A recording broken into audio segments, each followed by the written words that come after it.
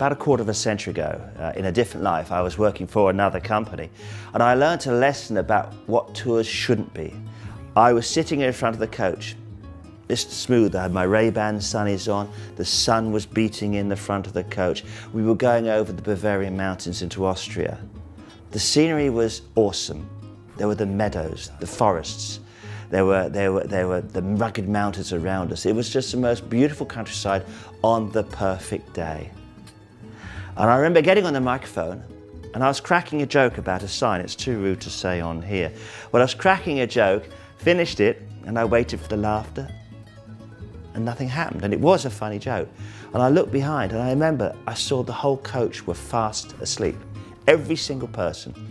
So I spoke into the microphone and I said to them, you have travelled to the other side of the world. You have spent so much money coming to see this. But you're too tired, you've had too many one-night stops, too many long motorway drives, and you're just missing it. And I clicked the microphone off, put it down, and I had the pleasure, the greatest view in the world. So many years later, when designing our tours, I keep that lesson in mind and I say, that is not what we will do. And that's still done everywhere, and that's wrong. People should go to Europe and they should do tours to be enjoyed, not endured. They should do tours where at the end they're not beaten up wrecks who have had incessant long days on the road and what photograph is that, where was I this day. They should know where they've been, they should know where they've stayed, they should know that they have done it and done it properly.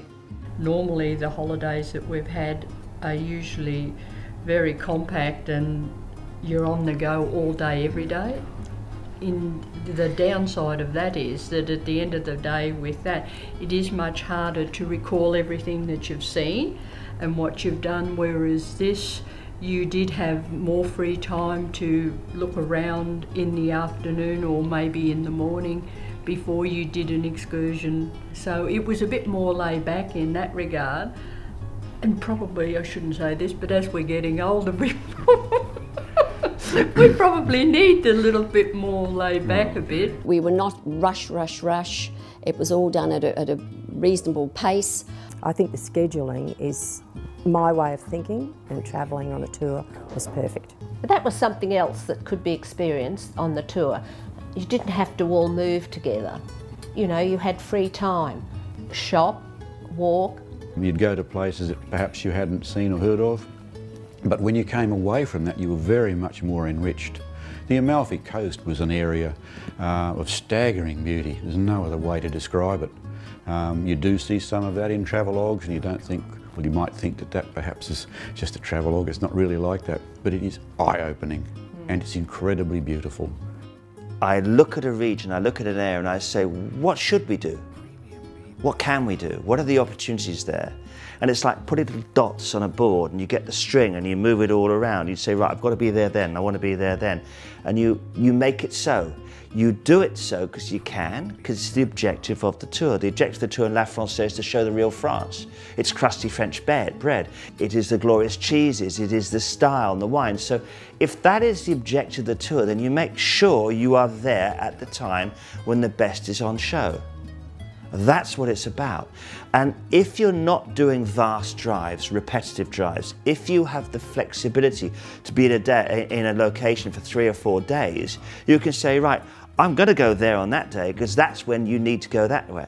I'm going to go there on a Tuesday because that's when the markets are. I'm going to go up there on that day because it's closed on the other days. So you can do it.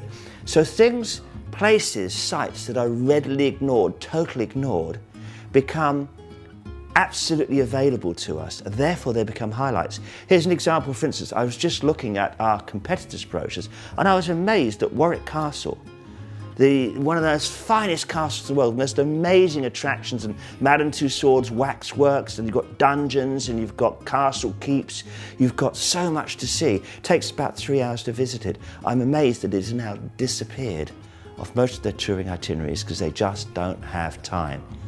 Whereas we spend 3 nights 10 kilometres away. We can do it. We choose to. That's what Albatross Tours are about. There is a difference, a significant difference. You just have to read into it and know what's out there.